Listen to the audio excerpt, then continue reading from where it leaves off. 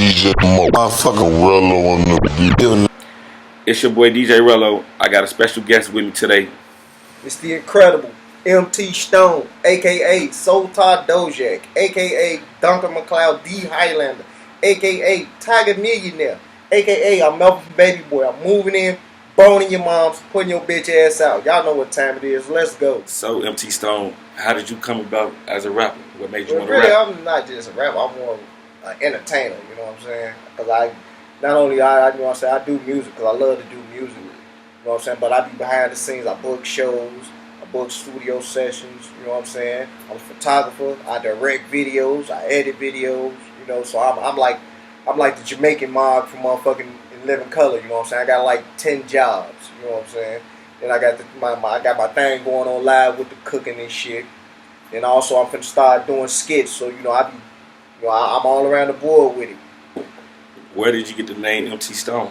Actually, you know what I'm saying, one of the moles gave me, you know what I'm saying? Rest in peace, my boy Jabba Stabber, aka JP. He gave me that name when I was a shorty, you know what I'm saying? Because, you know what I'm saying, a lot of people, everybody think I'm from the town, but I'm actually from up north, you know what I'm saying? But I always been around, so I used to be around so much, Mo just started calling me MT, and then it just stuck with me, you know what I'm saying? And everybody just started calling me MT. What made you want to do the rap thing? What made you want to do the rap thing?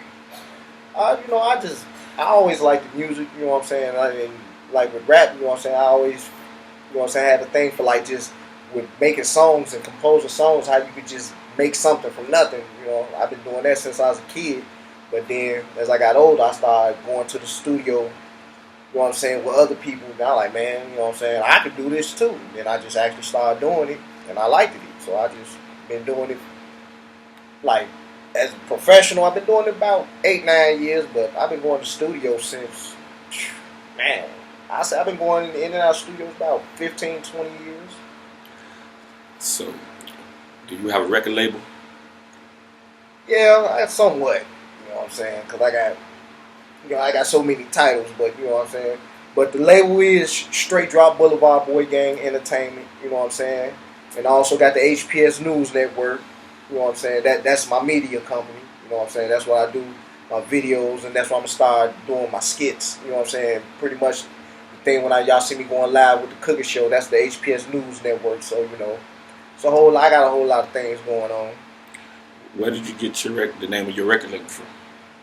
You know what I'm saying? The Straight Drop Boulevard Boy Gang, it started with me, you know what I'm saying, one of the moles I used to be doing business with. You know what I'm saying? We were Straight Drop Boys, and then when we went to get, you know what I'm saying, get the name copyrighted, we found out somebody had it copyrighted, so we went from Straight Drop Boys to the Straight Drop Boulevard Boy Gang, because I'm from Humboldt Boulevard out in Humboldt Park, so we just slapped the Boulevard Boy Gang in, and then that's what it was from then. So what style of music you would get put in? Me? You know what I'm saying, I'd say my music is, I want to say it's street music, because I talk about street shit, but you know what I'm saying, I also got songs for the ladies and everything, so you know, I say my music is hip hop. You know what I'm saying? You know, but then you know it's different types of hip hop. You know, you got the gangster rap, you got the positive rap, then you got the real lyrical type thing. I give you a little bit of all of it. You know what I'm saying? If you get in the industry, who would you like to work with? Me. Me. You know what I'm saying? Because, you know, everybody always be like, I want to work with this guy, I want to work with this guy. I really don't care who I work with. Because whenever you put me on the track, I'm going to show up and show out. You know what I'm saying? I'm a tough act to follow, so you don't want me going first. What Chicago rapper would you like to work with, if any? What Chicago? Man, I like to work with anybody from Chicago. All the young boys, you know. All the young boys, they've been killing it. You know what I'm saying? I would have liked to work with Star before he went on his vacation. I'm sure he had a whole lot of talent, a whole lot of charisma. So you think he would have made it if he was out? You think Five Star would have made it if he was out? Yeah. The talent was there. It wasn't no question about the talent. It's just sometimes, you know, situations happen where you got to do what you got to do. You know what I'm saying? I ain't knocking what he did or what happened, but, you know, sometimes you got to make You get put in them positions where you got to make a decision. Do you think if he released early, could he able to succeed and get on? I don't see why not. You know, he just young man just has so much talent. So much talent. Yeah. You know what I'm saying? When a person just, it's hard to explain. It's like some people, they just got it. He's one of those people. He has it. Have you ever been in the studio with 5 Star? No, but man, I done been in the trap with him, and before, you know what I'm saying, he took off.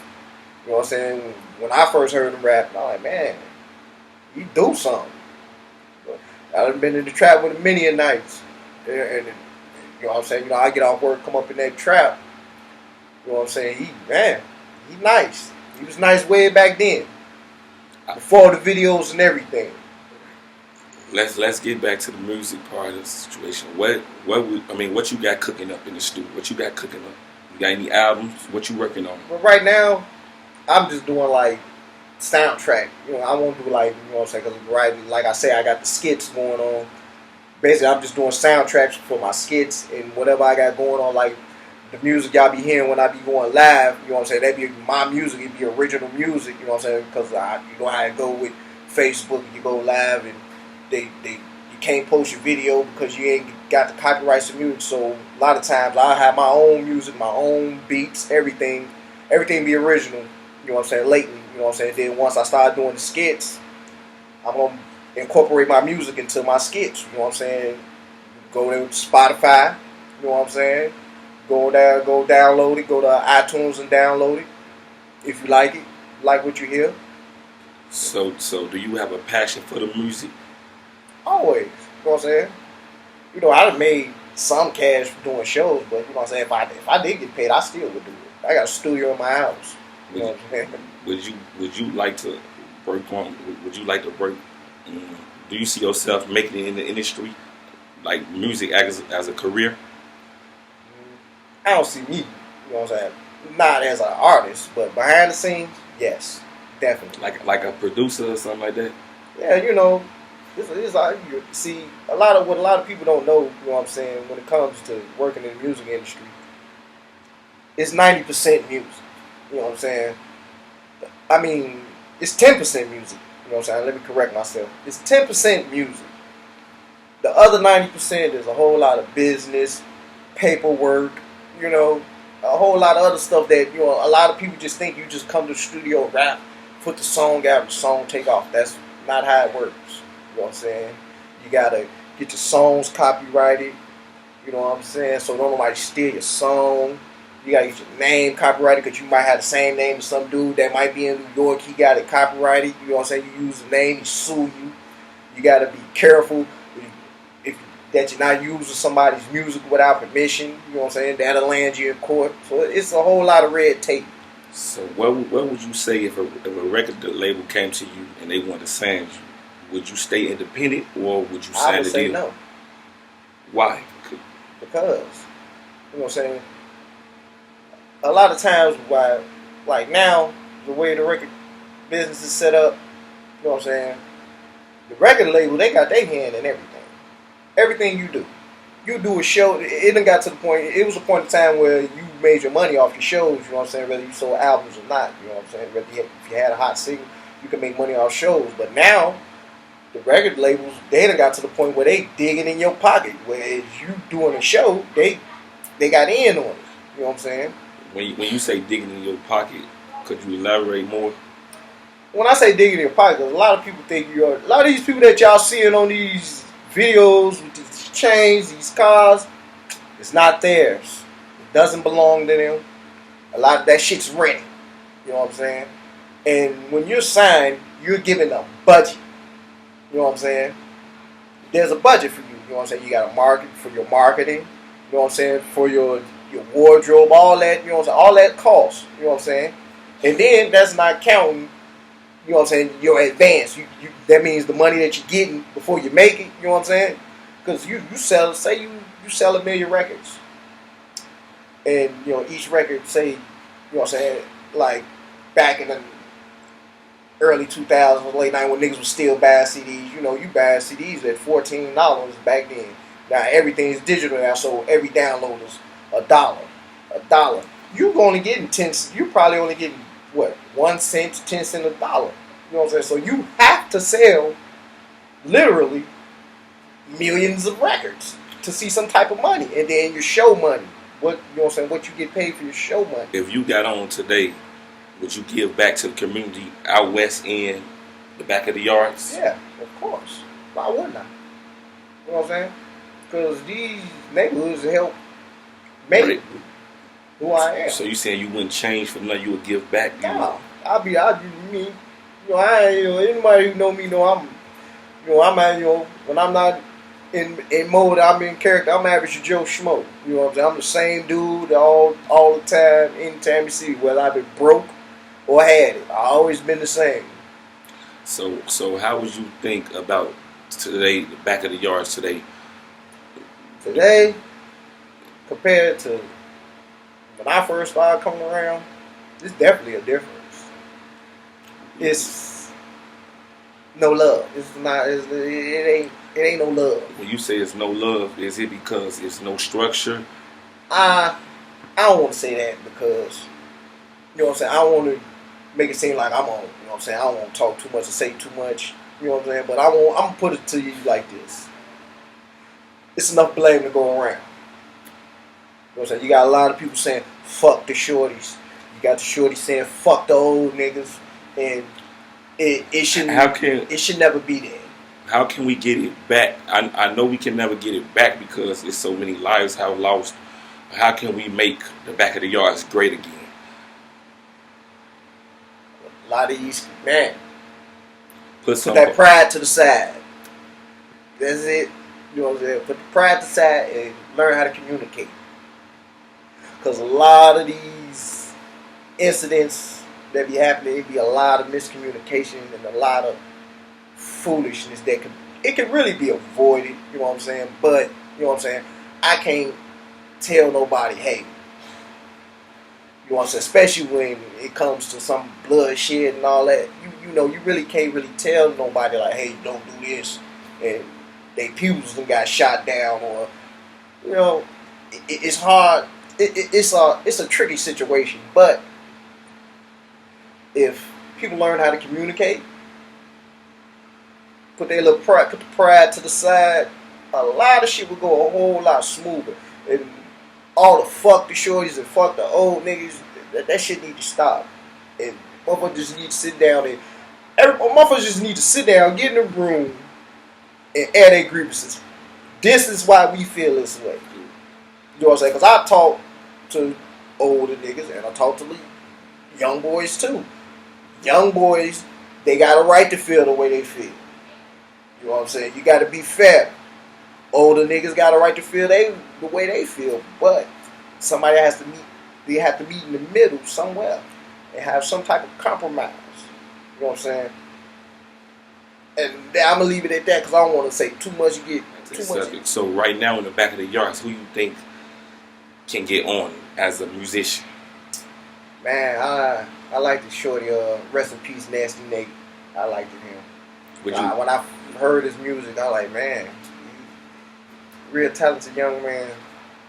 You know what I'm saying? Then Mo Peoples Murriato, he nice. Mona Mal Morgan, the MMG, they nice. You know, little Mo that live on Elizabeth, Darius Clark, he nice. It's some talent around. So definitely.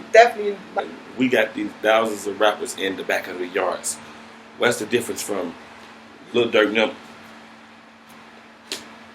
them? What's the difference between Lil Durk and them getting on then the back of the yards? Those dudes work hard. That's the difference. You gotta put in the time. You gotta put in the time, and you gotta be willing to invest in yourself. Because if you're not willing to invest in you, how you expect somebody else to invest in you? When you say invest, you gotta spend that money on yourself. You know what I'm saying? You gotta market yourself. You gotta be beating that keyboard. You gotta be you got to be in these people's face so they can see you, so they can hear you and know who you are. Because I know a lot of niggas who's nice. Some of the nicest niggas I never heard. But guess what? They don't want to spend that money on no studio time. They don't want to spend money on marketing. They don't want to pay for photo shoots. They don't want to pay for the video shoots. They don't want to establish themselves. They don't want to build their YouTube channel. You know, it just don't happen overnight. You know, I wouldn't say the back of the yards. I would say Chicago. Most Chicago artists they want to start the platform like Chief Keef, like Chief Keef. And when I say Chief Keef, that means they say they want to, because they look how he got on, but they don't know that it started from the bottom. He started from nothing, and he started with like he brought his own people. Everybody else just want to just jump, think they supposed to jump to the top. Is it a process? You think it's a process? It is a process with everybody.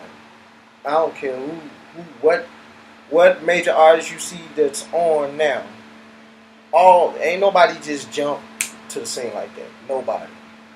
From Jay-Z on down, everybody had to go and build from the ground up, and they were willing to put the time in, and they invested in themselves.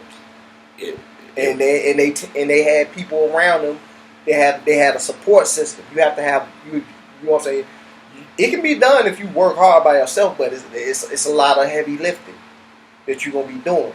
But if you got the right people around you and you got a real support system, you know what I'm saying, you'll be fine. If you had to, like, what genre would you put your music in, like, far as hip hop, rap? Hip hop or rap, what would you, and then who would you sound like? Or more like a Jay-Z, Jadakiss, or should I say more? Just whichever artist do you sound like? I sound like me. Don't nobody sound like me. Nobody sound like you? Nobody. Don't nobody sound like me. So if you had the chance, would you, like you say, you want to be behind the scenes? If you had this chance, would you like sign some rappers? Or what you want to sign some rappers? I would. Yeah. If the opportunity presents itself to where I could sign an artist and be able to take him to the next level, of course. You know what I'm saying? Why not? Why wouldn't I? Not to branch off from the music situation again, but you said like I heard that you were a very good cook. Could you be more elaborate more on that? Well, actually, that's what I do. That's how I make my living. You know what I'm saying? I work in the culinary industry. You know what I'm saying? I be in that kitchen getting busy. You know what I'm saying? Professionally. So if people want to find you, where could they find you at? Like the social media sites? Yeah, find me on all social media. Well, not all, but most social media platforms. Find me on Instagram, MTStone_7. Find me on Snapchat, HPS News Network. Find me on Twitter, MTStone1925. Y'all already know what it is on Facebook. It's the Incredible MT Stone. 2 pages. You know, like, share, follow, all that. I ain't hard to find. Do you think that, you know what I'm saying, the way they doing R. Kelly, Bill Cosby, Michael Jackson, he's deceased, do you think that they is doing it wrong? Like, I wouldn't say that, because when you're dealing with the Europeans and you be behind the scenes doing whatever they was doing, you know, you get involved with them people, you know what I'm saying, I'm not finna point the finger and accuse them of, but you know, you hear things about how they be behind the scenes and they be doing all type of weird type shit. You be behind the scenes doing weird type shit and then you don't roll how they want to roll. This is what happens. You know what I'm saying? They feel like you got out of line, so they got to put your black ass back in your place. That's how I feel about the situation. True. Do you have anything else like you working on right now? Right now, you know what I'm saying? You know, I'm always cooking up something in the studio. You know, I always have stuff ready to go. You know what I'm saying? So if somebody requests something, I always got songs ready. But right now, my main focus, you know, I'm focusing on working on them skits and getting them skits out. You know what I'm saying? And I'm really trying to get them, and I want to do it the right way, because I don't want to just put any old thing out and have motherfucker laugh and they're like, that bullshit. You know what I'm saying? So when I come, I'm gonna come correct.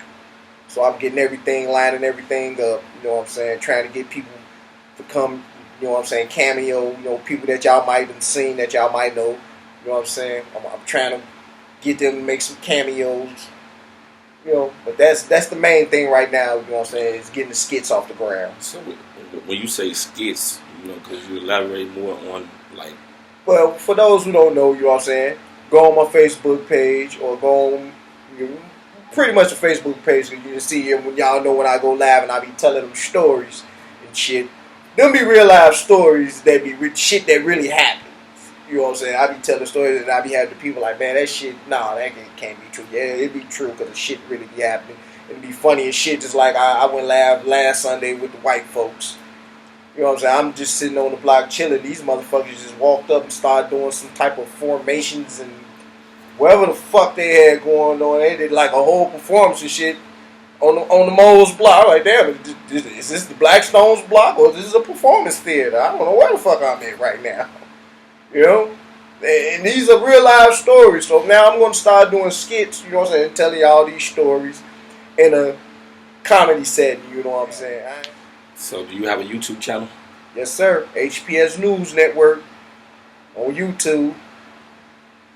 Do you see, like, how can the violence in Chicago, you know, can be stopped? Because nowadays you seeing women coming up missing, innocent women getting hit, innocent kids getting hit. I know back in your day, like, it wasn't no women getting hit, wasn't no females getting hit, wasn't no kids getting hit, wasn't no mamas, grandmas getting hit. It happened, but see the difference.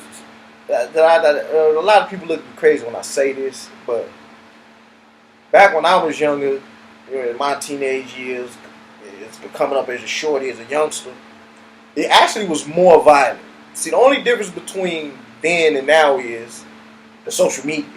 You know what I'm saying? Now it's in your face now, and news, you know what I'm saying, about whatever happens. It travels so fast because of social media, you know what I'm saying? But back in 96, we had 980 something murders. Now 2018, because we're still in 2019, we 200, 300 murders. You know what I'm saying? 900, 300. Men and women line numbers don't. And then back then, you know what I'm saying, fathers with the violence with the women, and you know what I'm saying. The ladies back then, they knew their place when it came to street shit. Now, in these days and times, you got some of these ladies, they out here, and they be with shit. You know what I'm saying? Wait. So some of these ladies that's getting hit, they are not innocent. When you mean by with the shits? They with the shit that's going on in the streets. They with the program.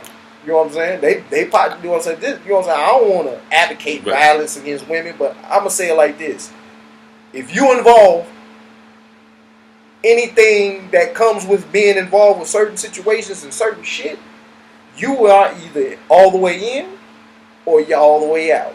You can't be getting involved in men's affairs and then the consequences that fall upon men falls on you. You want to cry, you can't cry. You know what I'm saying? You're a female. Stay up out of men's affairs. Like, how can our city just come together, because you have kids, you have aunties, you have grandma, you have a mother. You know, how can it be more safer for the kids growing up? First of all, you know what I'm saying, you gotta start taking care of our kids. That's one. You know what I'm saying? The fathers gotta you know what I'm saying, me growing up, you know, even though I dabbled in and I did whatever I was doing, you know what I'm saying, I had both of my parents. Yeah, home. You know what I'm saying? Even though not at the home, you know, because I went back and forth. You know, I'd stay with my moms, I'd stay with my pops, but they co-parented. You know what I'm saying? We got to have a more family type structure because even though I knew who my pops was around, and in my life, a lot of people I grew up with, they ain't had a father around. They ain't had no father figure. So your father figure was, you know what I'm saying, big bro out in the streets. Yeah. If we let our kids just do what we did as a young, do you think we failed as a parent? It's hard to say because, you know what I'm saying, my son, was almost a teenager. And my daughter, I have twins. You know what I'm saying? They, you know what I'm saying, when I was their age, you know what I'm saying, I was in the streets doing all type of shit I ain't had no business doing. But, you know what I'm saying, I'm not going to allow them to do what I did. You know what I'm saying? See, you know what I'm saying? I can't speak for nobody else's situation. But when it comes to my kids, you don't do what I do. You do what I say. Yeah. That's the program I run. It was more discipline back then than it is now. Yeah, it was discipline because, you know, the difference. It was discipline because, you know, I grew up in an era where you did some shit, say, you know what I'm saying, like, you know, when I would come, you know, from out west and I'd be in the town chilling. I knew where I could fuck around at and where I couldn't fuck around at when I was on the south side. I knew who I could fuck around with and who I couldn't fuck around with because I knew if I went on low and did something I had no business doing, I'd get my ass kicked. I knew if I did some shit on Elizabeth and I ain't had no business doing it, definitely was gonna get my ass kicked. It just wasn't it wasn't no problem about nobody disciplining you, especially if you was in the wrong. And see, and it's just not, you know what I'm saying, out west or it's just anywhere. It's anywhere. You know what I'm saying? Because it was the same way when I was out west. You know what I'm saying? When I go in L-Town, fuck with them in L-Town, I knew to be on my motherfucking best bet, have my game face on. Because more of them would beat your motherfucking ass if you do something matter what. Same when I would be in the park or I'd go up north, Stoneville, wherever I would go. I knew where I could fuck around at and where I couldn't fuck around at. Because, you know, it's a different era back then. Because back then, it wasn't no boundaries when it came to what you was and what you was representing. Whether you was Stone, GD, or whatever. It wasn't no boundaries. You could be from the 100-something, but you did some shit up north. And they called out there, hey, you know this brother such and such, such and such? Oh, he did this up here. We need y'all. Guess what? Them brothers come, man, bring your motherfucking ass. And they would return you to the scene of crime. Now your ass in trouble. Get your motherfucking ass kicked. You know what I'm saying? Now, shit, niggas be harboring niggas. It's just, you know what I'm saying? A lot of, you know what I'm saying? All the shit that we seen with how they broke down all the different organizations, all that shit was by design. You know what I'm saying? That's why they got these guys who was official men that was leading us. They had to get them out the way. Cause they you know what I'm saying? They can't have no black man with these people following them organized. How do you think about DJ Rello, in your perspective? You know, Rello. He's a young black man trying to start his own business, trying to start his own wave, trying to be different. Do you like what he's starting and how you think he can improve as a DJ, as an interviewer? How you think? DJ Rello has a long way to go, but it can be done. DJ Rello has to tune everybody out. You know what I'm saying? DJ Rello has to focus on himself. You know what I'm saying? Because a lot of people, you're going to hear no. I tell people this all the time. You're going to hear no so many times before you break through. And you can't wait on nobody. Because ain't nobody giving you, you know what I'm saying? I learned this a long time ago. You know what I'm saying? Like, I referred to my big bro. They gave me my nickname, MT Stone. My man Jab told me when I was a shorty, man, whatever you want out here, you got to get it on your own. Ain't nobody going to give you nothing. I ain't going to take too much of your time. It was nice having you. You know, I enjoy being here, but y'all, you know what I'm saying? But, you know what I'm saying, for all the people watching, you know what I'm saying? Go pick up that DJ Rello, Back of the Yards Volume 2. You know what I'm saying? I might have a song or two on there. I don't know. You know what I'm saying? We're going to work it out. You know what I'm saying? Follow me on Instagram, MTStone_7. Y'all know what it is on Facebook, The Incredible MT Stone. Go on, motherfucking add me on Snapchat at the HPS News Network. Go check out my YouTube channel, HPS News Network. And also follow me on Twitter, MTStone1925. Y'all enjoy the rest of y'all night. You know what I'm saying? Go pick up that motherfucker DJ Rello, Back of the Yards too.